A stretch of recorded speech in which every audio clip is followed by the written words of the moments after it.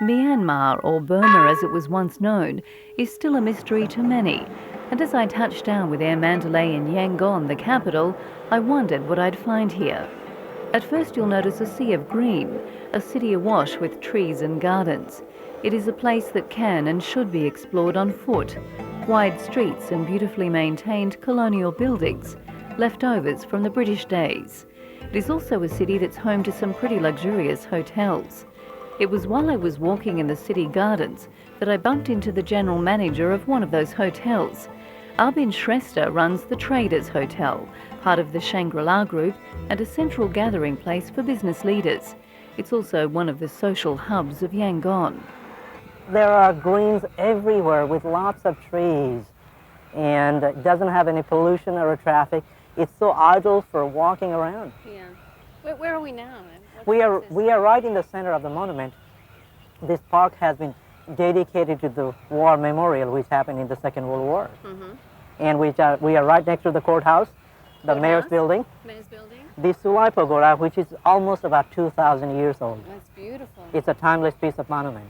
And right next to that, we can see the tall building, right, which is the Traders Hotel. The Traders Hotel, a member of Shangri-la Hotels. I mean, that's another monument there on the skyline. It is. It is. I think actually that you owe me a cup of tea over there for of high course. tea. Let's go. Where else? Lobby lounge at the Traders Hotel for a high tea. Absolutely. Let's head over there. Great.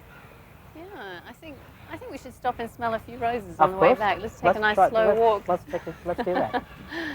It's a wonderful city.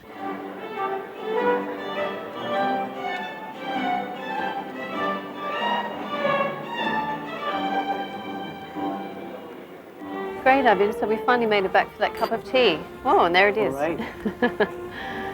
Terrific. Of course, we have the world-class facility in Yangon. In addition to that, the most important thing is the hospitality, a warm welcome, a homely welcome. That's what our people provide. The travelers that come to Yangon are interested in the culture, heritage, and religion of the country. As you know, Myanmar is so popular for that. We have our executive chef from West Germany. We have a Japanese chef from Japan. We have 2 Chinese chefs from mainland China. And in addition to that, if people like to try Indian food, we have Indian chefs. So gone are the days when all you could get in Myanmar was noodles or rice. Exactly. Now you can find everything. Everything, every variety. Like its name suggests, traders do converge on this place. Business accounts for 40% of the bookings here. But this is also a pretty nice place for a holiday, and 5-star style in Yangon doesn't cost the earth.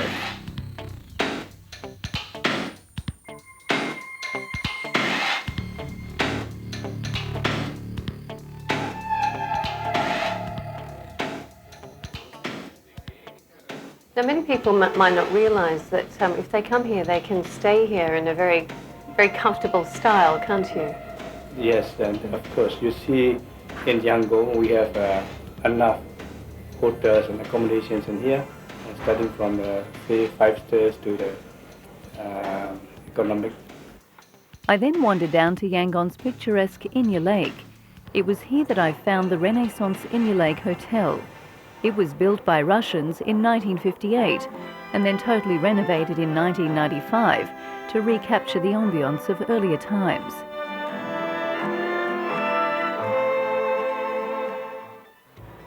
There are 37 acres of gardens and lawns to explore here, or you can just sit and enjoy the tranquil life on the lake.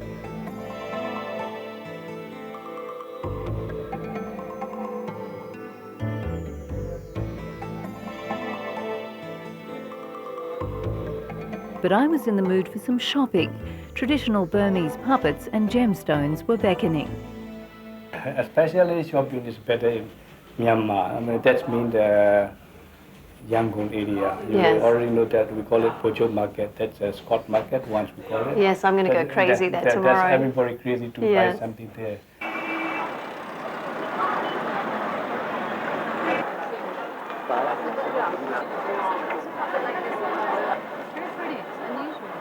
If you're going to go shopping in downtown Yangon, this is the place to do it. It's Scott's Market.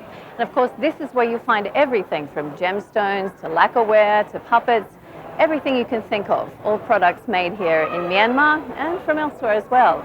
Of course, you have to do some serious bargaining.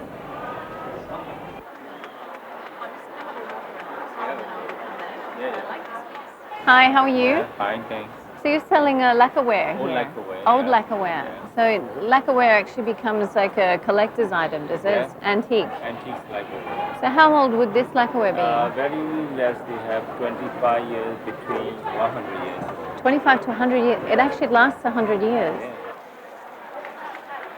So Rolex. It's an old Rolex. Look at that. How old would that one be? I think it's about 50 or 60 About years. 50 or 60 years. And it's still working. Look Still at that. working. It's still Right working. On the waterfront, the Yangon River, you can watch the trading vessels come and go. Fishing boats, upcountry handicrafts, rice and a vast array of cargo. You'll meet people from all walks of life. I was tempted to climb aboard one of the boats and just set forth to explore even further.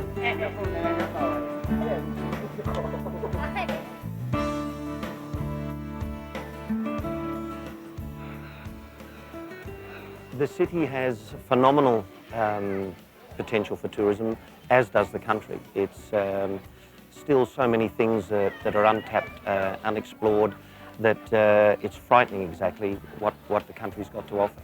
We've got now beach resorts, of course, and probably within the next 15 years, you can be skiing on the slopes of northern Myanmar in the morning and laying on a tropical island in the afternoon.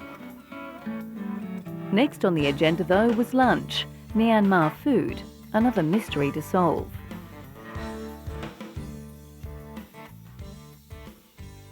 So what's Myanmar food like? Myanmar food, it's a cross between Thai food and Indian food. Ah, so it's got a lot of flavor, it's quite spicy. Yes. And a lot of curries. Thai, we are not extremely hot or sweet or sour like Thai food. Right.